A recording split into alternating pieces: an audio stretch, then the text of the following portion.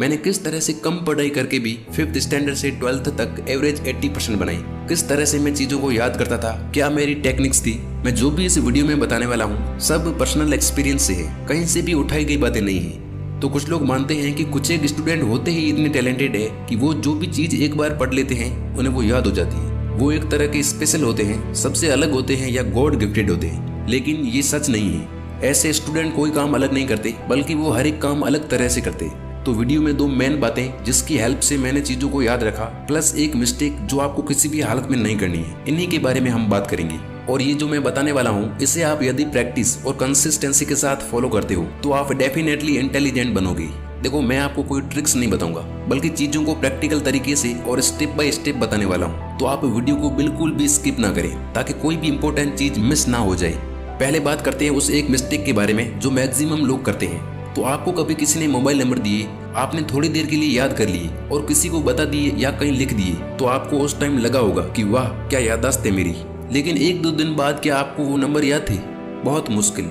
लेकिन फिर भी यही गलती मैक्सिमम स्टूडेंट करते हैं पढ़ाई के वक्त। मैं भी करता था बाय द वे। ये गलती है खुद को मूर्ख बनाना। स्टूडेंट्स क्या करते हैं कि पहले वो देख देख के पढ़ते हैं, फिर नोटबुक बंद करके बिना देखे उसे बार बार वापस बोलते हैं और फिर से पढ़ के इस तरह करते रहते हैं। लेकिन इसे याद करना नहीं बल्कि रट्टा मारना कहते हैं। ऐसा करने से आपको उस वक्त तो लगता है कि मुझे याद हो गया है, बट वो इन्फॉर्मेशन उस वक्त हमारे शॉर्ट टर्म मेमोरी में स्टोर होती है, जो कि कुछ टाइम बाद हम भूलना शुरू हो जाते हैं। तो आप ये गलती बिल्कुल ना करें। अब हम बात करते हैं उन 2 चीजों के बारे में जिन्हें आपको फॉलो करना है। नंबर 1, जब हम नोटबुक या नोट्स खोल के उसमें लिखे वर्ड्स को देखना शुरू करते हैं तो उस वक्त तो हमें लगता है कि मैं पढ़ रहा हूँ, लेकिन वो शब्द पूरी तरह से हमारे दिमाग को नहीं दिखती। क्या मतलब इसका? यानी उस वक्त उन शब्दों को सिर्फ आप देखते हो, आपकी आंखें देखती है, आपका दिमाग नहीं देख पाता। वो इन्फॉर्मेशन हमारी मेमोरी में सिर्फ थोड़े टाइम तक ही बनी रहती है। मतलब आप उसे कभी भी भूल सकते हो सकता है आप उसे 1-2 घंटे के अंदर भूल जाओ या फिर 1-2 दिन के अंदर। तो अब ऐसा क्या करें कि जो टॉपिक या इन्फॉर्मेशन हमने पढ़ी है वो ज्यादा टाइम तक टिकी रहे हमारे माइंड में। तो इसके लिए आपको एक स्टेप आगे चलना होगा। आप सबसे पहले कुछ देर तक पूरे ध्यान से किसी टॉपिक या पैराग्राफ को पढ़ें। उस टाइम आपको इस बात का स्ट्रेस नहीं लेना है कि कुछ याद है या नहीं। आधा घंटा, 1 घंटा या जितना भी आपकी कैपेसिटी है उतनी देर पढ़ लें। फिर आपने जो पढ़ा है उसे दोबारा पढ़ते हुए साथ में कठिन और इम्पोर्टेंट चीजों को शॉर्ट में लिखते हुए चलें। शॉर्ट नोट्स बनाते रहें। देखो, उसमें टाइम थोड़ा सा एक्स्ट्रा लगता है, लेकिन बाद में ये चीजें बहुत बहुत ज्यादा फायदा देगी आपको। कैसे, वो मैं बताता हूँ आपको आगे। तो जब आप इस तरह से पढ़ेंगे तो चीजें आपके दिमाग में बैठना शुरू हो जाएगी। फिर एक ब्रेक लेकर फिर से पढ़ने बैठ जाएं और इसी तरह से पढ़ते रहें। फिर लास्ट में जो आपने लिख लिख के याद किए थे या जो शॉर्ट नोट्स बनाए थे उसे फटाफट से रिवाइज कर लें। और इसके बाद आप यदि एक और चीज कर लेते हो तो आपने जो भी चीजें पढ़ी थी उसके अंदर से कोई भी क्वेश्चन आए एग्जाम में, आप उसे कर दोगे आसानी से। और ये काम है पढ़े हुए मटेरियल में से क्विज या MCQ सॉल्व करना। इसमें आपको मजा तो आएगा ही, साथ में बहुत ज्यादा टाइम तक याद रहेंगी चीजें। आपने जो भी टॉपिक या लेसन पढ़ा उससे रिलेटेड MCQ या क्विज आपको इंटरनेट पर मिल जाएंगे। इंटरनेट पूरा भरा पड़ा है वीडियो और ऐसी इन्फॉर्मेशन से। अब आप कहेंगे कि ऐसे तो टाइम लग जाता है। देखो, पढ़ाई में पहली बार किसी चीज को आप जितना ज्यादा टाइम दोगे, अगली बार उससे भी आधा टाइम देना पड़ेगा और चीजें और ज्यादा लॉन्ग टर्म के लिए याद रहना शुरू हो जाएगी। पर्सनल एक्सपीरियंस से बता रहा हूँ मैं, यदि ये चीज आप कंसिस्टेंटली करते हो तो आपको जिस चैप्टर या लेसन को 1 घंटा लगता था पढ़ने में, एक टाइम के बाद आप उसे 10-15 मिनट में निपटा दोगे।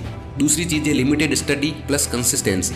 मान लो आप जोश में आकर एक दिन लगातार 4-5 घंटे दबा के जिम कर लेते हो, तो क्या अगले दिन आपका मन करेगा 1 घंटा भी करने को?